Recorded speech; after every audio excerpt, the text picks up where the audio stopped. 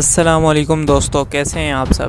Ertugrul season 4 کی مکمل کہانی آج ہم جانیں گے، اس لیے آپ اس ویڈیو کو لاسٹ تک ضرور دیکھیں۔ جیسا کہ سیزن 3 کے آخر میں ارطغرل اور اس کے ساتھیوں پر حملہ ہو جاتا ہے اور اس میں ارطغرل سمیت باقی تمام لوگ بھی پوری طرح سے زخمی ہو کر زمین پر گرے پڑے ہوتے ہیں، مگر ہمیں سیزن 3 میں بالکل بھی معلوم نہیں تھا کہ یہ حملہ کس نے کروایا تھا، مگر سیزن 4 میں آ کر بالکل یہ واضح ہو جاتا ہے کہ یہ حملہ سعد الدین کے کہنے پر قلعہ کارا چائسار کا گورنر ایرس کرتا ہے۔ جب کئی قبیلے والے اس مقام پر پہنچتے ہیں تو وہ یہ دیکھ کر حیران و پریشان ہو جاتے ہیں، کیونکہ عارف صاحب اور بامسی کے علاوہ تمام سپاہی جل کر شہید ہو چکے ہوتے ہیں۔ اسی مقام پر ایک نامعلوم انگوٹھی بھی ملتی ہے جسے آئمہ خاتون جان لیتی ہے کہ یہ تو ارطغرل کی انگوٹھی ہے۔ یہ سنتے ہی تمام قبیلے والے رونے لگ جاتے ہیں اور ارطغرل کو شہید سمجھ لیتے ہیں، مگر ارطغرل کی لاش کا کوئی پتہ نہیں ہوتا کہ کہاں ہے۔ کچھ دن کے بعد ایک لاش ملتی ہے جو کہ جلی ہوئی ہوتی ہے، اسے ارطغرل کی لاش سمجھ کر دفنا دیا جاتا ہے۔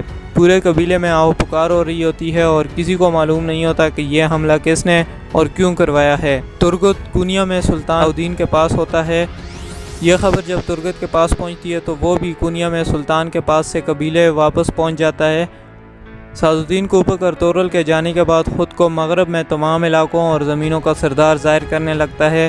کائی قبیلے میں ارطغرل کے بعد اس کا چھوٹا بھائی دھندار سردار بن جاتا ہے۔ وہ سعد الدین کے شدید دباؤ میں آ کر حانلی بازار کو چاودار قبیلے میں آئے اس سیزن 4 کے نئے کردار بہادر بے کو بھیج رہا ہوتا ہے۔ کئی قبیلے والے دھندار کو یہ کام کرنے سے منع کرتے ہیں کیونکہ حانلی بازار کو بڑی مشکل سے ارطغرل اور اس کے ساتھیوں نے آزاد کروایا تھا، مگر دھندار بالکل بھی اس رائے کو قبول نہیں کرتا اور وہ مغرب چھوڑ کر کئی قبیلوں کو دوبارہ سے مشرق میں کندوگدو بھائی کے پاس لے کر جانا چاہتا تھا۔ ادھر ارطغرل زخمی حالت میں صلیبی تاجر سمکو کے ہاتھ لگ جاتا ہے۔ سمکو ارطغرل کا علاج کرنے کے بعد کارا چائسار قلعے کے گورنر ایرس کے پاس ارطغرل کو لے کر جا رہا ہوتا ہے، ارطغرل کو بیچنے کے لیے۔ وہ راستے میں ہی ہوتا ہے کہ ارطغرل وہاں سے بھاگ کر قبیلے واپس آ جاتا ہے۔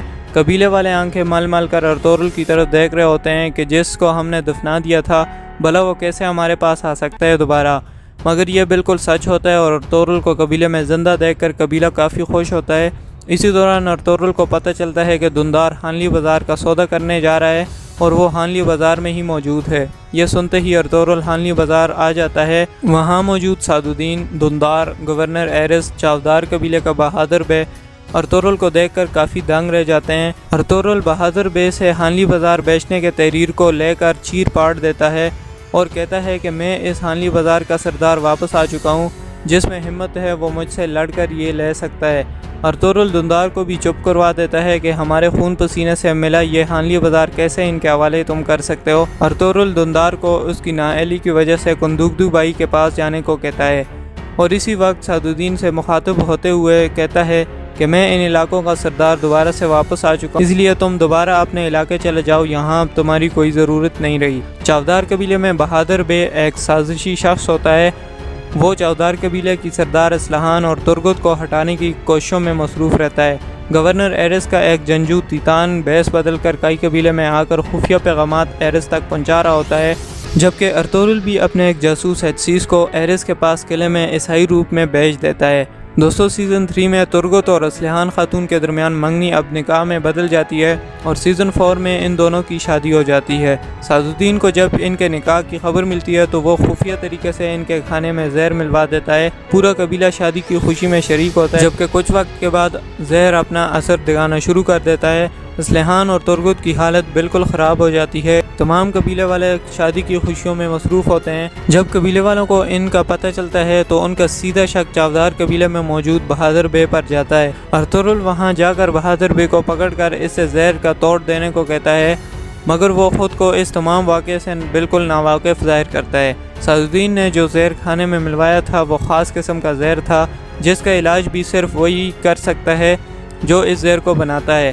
مگر سعد الدین نے زہر دینے والے اور زہر بنانے والے دونوں کو مروا دیا تھا تاکہ یہ لوگ کبھی بھی جان نہ پائیں کہ یہ کون سا زہر ہے اور یہ کس کی سازش ہے۔ ترگت اور اسلحان آخری سانسیں لے رہے ہوتے ہیں کہ اس دوران گورنر ایرس آ کر ارطغرل کو ایک غار کا بتاتا ہے جس میں یہ زہر تیار کیا گیا تھا۔ وہ فوراً عارف صاحب کو اس غار میں بھیج دیتا ہے اور آخرکار اس زہر کی مدد سے اس کا علاج بھی نکال لیا جاتا ہے۔ یوں ترگت اور اسلحان خاتون کی جان بچ جاتی ہے۔ کچھ وقت کے بعد کائی قبیلے میں موجود گورنر ایرس کا جاسوس تیتان ارطغرل کے بیٹے گندوز کو ارطغرل کی غیر موجودگی میں قبیلے سے اغوا کر لیتا ہے۔ کئی قبیلے میں حلیمہ کے لیے یہ بڑی دردناک خبر ہوتی ہے۔ جب ارطغرل کو پتہ چلتا ہے کہ گندوز کو کسی نے اغوا کر لیا ہے تو وہ اس کی بازیابی کے لیے کوششیں شروع کر دیتا ہے۔ قلعے میں موجود گندوز اپنے ہاتھ میں چھپائے پتھر کی مدد سے گورنر ایرس کی ایک آنکھ ضائع کر دیتا ہے، جبکہ ارطغرل ایک دن بطور مہمان قلعہ کا جائسار آتا ہے اور گورنر ایرس ارطغرل سے ترگت اور اصفہان کی جان بچانے کے بدلے یہ عہد لیتا ہے کہ اب بھانلی بازار اور تمام مسلم علاقوں سے عیسائیوں پر موجود پابندیاں ہٹائی جائیں۔ ارطغرل کو مجبوراً ایرس کی یہ شرائط ماننی پڑتی ہیں، جبکہ اسی دوران ارطغرل کو بھی یہ خبر مل جاتی ہے کہ اس کا بیٹا گندوز اسی قلعے میں قید ہے۔ اگلے ہی دن ارطغرل اپنے دوست بامسی اور گنگوت کے ساتھ عیسائی روپ دھار کر قلعے میں آ جاتے ہیں اور خود کو عیسائی تاجر ظاہر کرتے ہیں۔ ارطغرل بڑی آسانی سے اپنے جاسوس اتسیس کی مدد سے گندوز کو چھڑوا لیتا ہے، جبکہ گورنر ایرس کی کنیز ماریا بھی ارطغرل کی کافی مدد کرتی ہے۔ اس دوران ارطغرل کئی صلیبی فوجیوں کو قتل کر کے قبیلے واپس آ جاتا ہے۔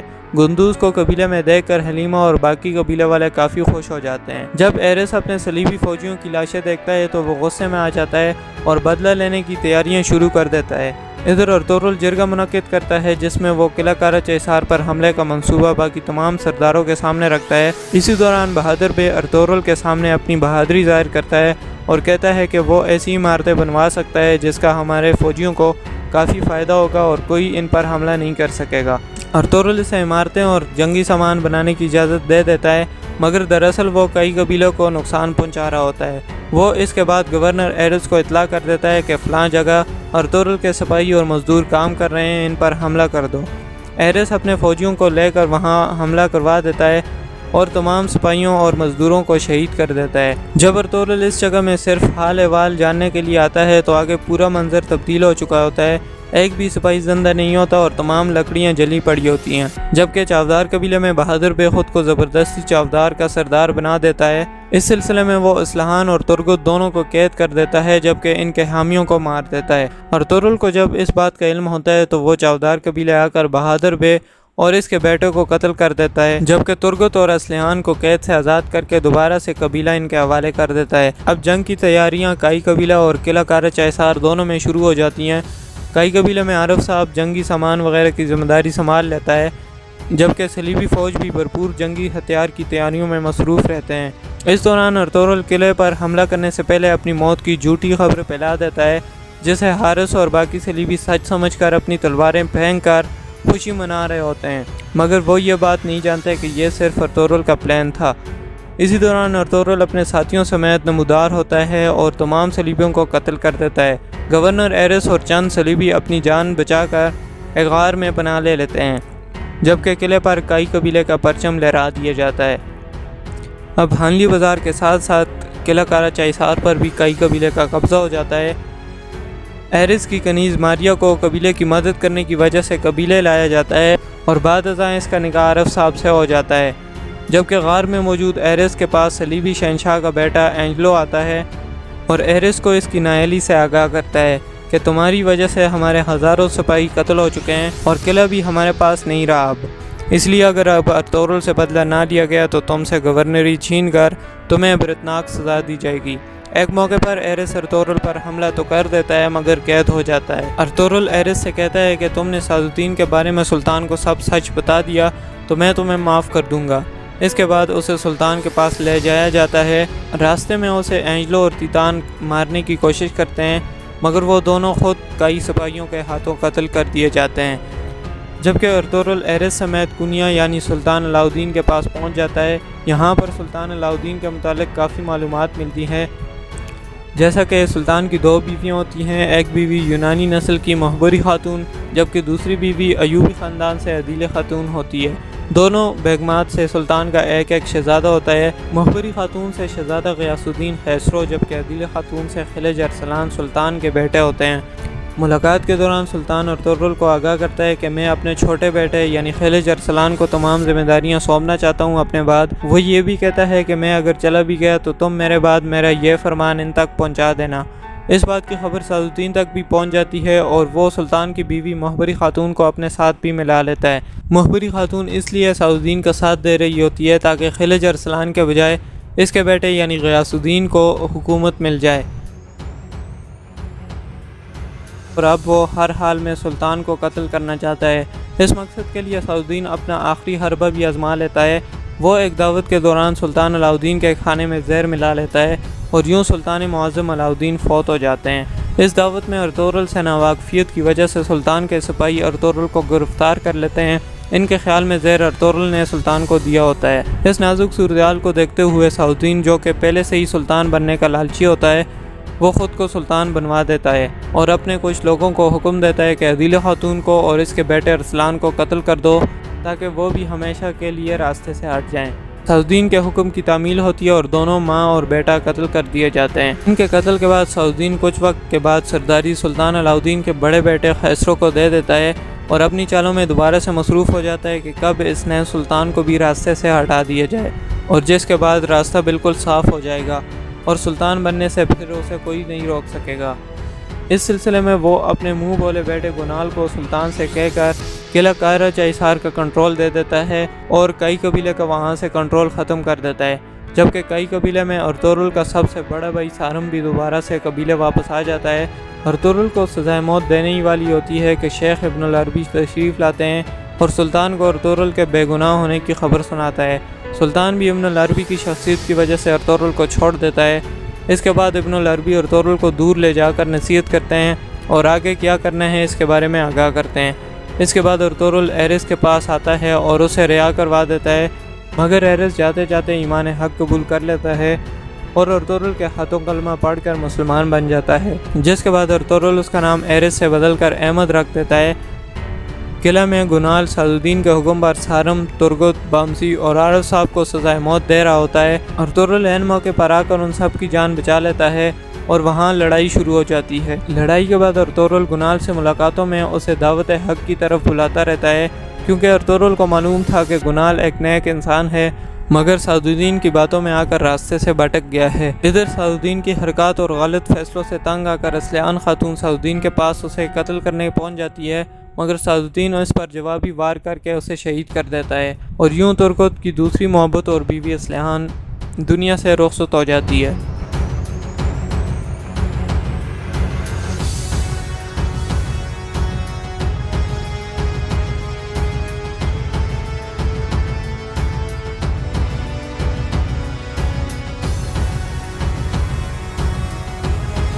اس کے بعد صلاح الدین سلطان غیاث الدین کا اثر و رسوخ اور حکم ختم کر دیتا ہے۔ بظاہر تو وہ سلطان تھا، مگر اس سے زیادہ ان کے لوگ صلاح الدین کی بات مان رہے ہوتے ہیں اور صلاح الدین جو بھی حکم دیتا ہے وہ لوگ اسے تسلیم کر لیتے ہیں۔ صلاح الدین سے تنگ آ کر سلطان غیاث الدین ارطغرل سے ملاقات کر کے ارطغرل کو حکم دیتا ہے کہ صلاح الدین کو اب قتل کر دو، کیونکہ وہ پورے علاقے میں فساد پھیلا رہا ہے۔ ارطغرل اس مشن کو مان کر اپنے ساتھیوں سمیت کام پر لگ جاتا ہے۔ اس مقصد کے لیے وہ سب سے پہلے صلاح الدین کے خیمے میں آ جاتا ہے، مگر صلاح الدین کے سپاہی ارطغرل کو پکڑ لیتے ہیں، مگر ترگت جو صلاح الدین کے سپاہی کے روپ میں ہوتا ہے وہ صلاح الدین کو پکڑ کر اس کی گردن پر تلوار رکھ دیتا ہے۔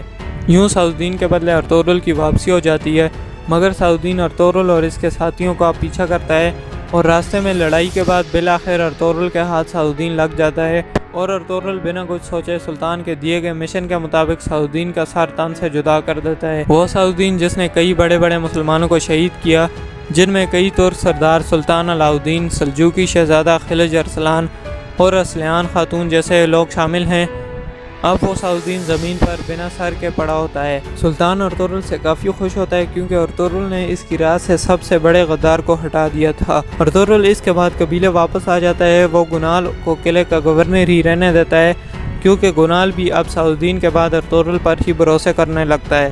حلیمہ کے ہاں ایک بچے کی ولادت ہوتی ہے جس کی خوشخبریاں پہلے سے ہی ارطغرل کو مل رہی ہوتی ہیں۔ اس بچے کا نام عثمان رکھا جاتا ہے، مگر ارطغرل کی بیوی اور اس کے نومولود بچے کی ماں حلیمہ دل کی دھڑکن بند ہونے کے سبب انتقال کر جاتی ہیں۔ یوں سیزن 1 سے لے کر اب تک ارطغرل کا ساتھ نبھانے والی اور ہر موقع پر قبیلے کا بھلا سوچنے والی حلیمہ اب دنیا سے کوچ کر جاتی ہے۔ یوں پورے قبیلے والے جو کہ نئے بچے کی ولادت کی خوشیوں میں مصروف ہوتے ہیں، اب وہ سوگ میں چلے جاتے ہیں اور ارطغرل اس وقت کافی روتا ہے حلیمہ کے بچھڑنے پر۔ بہرحال کچھ دن تو ایسے ہی سوگوار گزرتے ہیں، جس کے بعد ارطغرل غم سے ابھی باہر بھی نہیں آیا ہوتا کہ سیزن 2 میں زخمی ہونے والا نیان واپس آ جاتا ہے۔ وہ قبیلے سے کچھ دوری پر اپنے سپاہیوں اور بہن ہیلنگویا کے ساتھ چھپ کر قبیلے کے حالات کا جائزہ لے رہا ہوتا ہے۔ وہ ہیلنگویا کو کپڑوں کی تاجر بنا کر کئی قبیلے بیچ دیتا ہے اور نویان خود ارطغرل کے دوست اور سابق گورنر احمد کو شہید کر دیتا ہے، جس کے بعد اوکتائی خان جو کہ منگولوں کا سربراہ ہوتا ہے وہ نویان کو سلطان کے پاس بھیجتا ہے تاکہ سلطان کو اس بات پر قائل کر سکے کہ اگر مسلمان یہاں محفوظ رہنا چاہتے ہیں بنا جنگ کیے تو ہدیہ ادا کرنا پڑے گا، ورنہ منگول فوج ان مسلمانوں کو باقی مسلم ریاستوں کی طرح ختم کر دے گی۔ ہدیہ بہت زیادہ ہوتا ہے مگر اس کے سوا سلطان کو کوئی راستہ بھی نظر نہیں آتا، اس لیے وہ یہ شرائط مان لیتا ہے اور ارطغرل کو اپنا ایلچی بنا کر نویان کے ساتھ اوکتائی خان کے پاس بھیجتا ہے۔ راستے میں کافی لڑائیاں کرنے کے باوجود بھی وہ ایک دوسرے کی جان بچا رہے ہوتے ہیں کیونکہ معاہدے کے پاس بھی رکھنا تھا۔ بہرحال وہ اوکتائی خان تک پہنچ جاتے ہیں اور ارطغرل اوکتائی خان کو شرائط سے آگاہ کر دیتا ہے اور نہایت عقل مندی سے اوکتائی خان سے وفاداری کا ہاتھ ملا لیتا ہے۔ اس کے بعد ارطغرل ترگت، بامسی اور عبدالرحمن کو سلجوق سلطنت کے بارڈر پر بھیج دیتا ہے، مگر اگلے ہی روز خبر آتی ہے کہ منگولوں کا سربراہ اوکتائی خان مارا جا چکا ہے۔ اس کا سیدھا شک نویان کو ارطغرل پر ہوتا ہے اور وہ ارطغرل کو ڈھونڈنے اپنے سپاہیوں کو چاروں طرف پھیلا دیتا ہے، مگر ارطغرل پہلے ہی وہاں سے نکل چکا ہوتا ہے۔ ارطغرل جب قبیلے میں آئمہ خانم کے پاس آتا ہے تو ہیلنگویا آئمہ خانم پر حملہ کرنے ہی والی ہوتی ہے کہ آئمہ خانم کے ہاتھوں ہی قتل ہو جاتی ہیں۔ نویان تک جب بہن کی موت کی خبر پہنچتی ہے تو وہ پہلے سے ہی غصے میں ہوتا ہے اور اب وہ سر پکڑ کر بیٹھ جاتا ہے اور اب ارطغرل سے بدلہ لینے کا وعدہ کرتا ہے اور سلجوق سلطنت کو ختم کرنے کی قسم کھاتا ہے۔ ادھر ارطغرل کے پاس شہنشاہ کا بیٹا ایلچی بن کر آتا ہے اور ارطغرل سے کہتا ہے کہ اگرچہ ہم کئی سالوں سے ایک دوسرے کے خلاف لڑتے آ رہے ہیں مگر اب منگول شدید غصے میں ہیں اور وہ کسی بھی وقت ان تمام علاقوں پر قبضہ کرنے آ سکتے ہیں، اس لیے ہمارا اتحاد میں رہنا نہایت ضروری ہے۔ ارطغرل اس سے اتحاد کر لیتا ہے۔ اس کے بعد ارطغرل سوگوت کی طرف ہجرت کرنے کا فیصلہ کرتا ہے اور آخر میں وہ ابن العربی سے مل کر تمام صورتحال سے آگاہ کرتا ہے اور ہجرت شروع کر دیتا ہے۔ دوستو یہاں پر سیزن 4 اینڈ ہوتا ہے۔ اگر آپ کو ہماری یہ ویڈیو اچھی لگی ہو تو اس ویڈیو کو لائک کر کے دوستوں کے ساتھ ضرور شیئر کریں۔ ملتے ہیں نیکسٹ ویڈیو میں۔ اللہ حافظ۔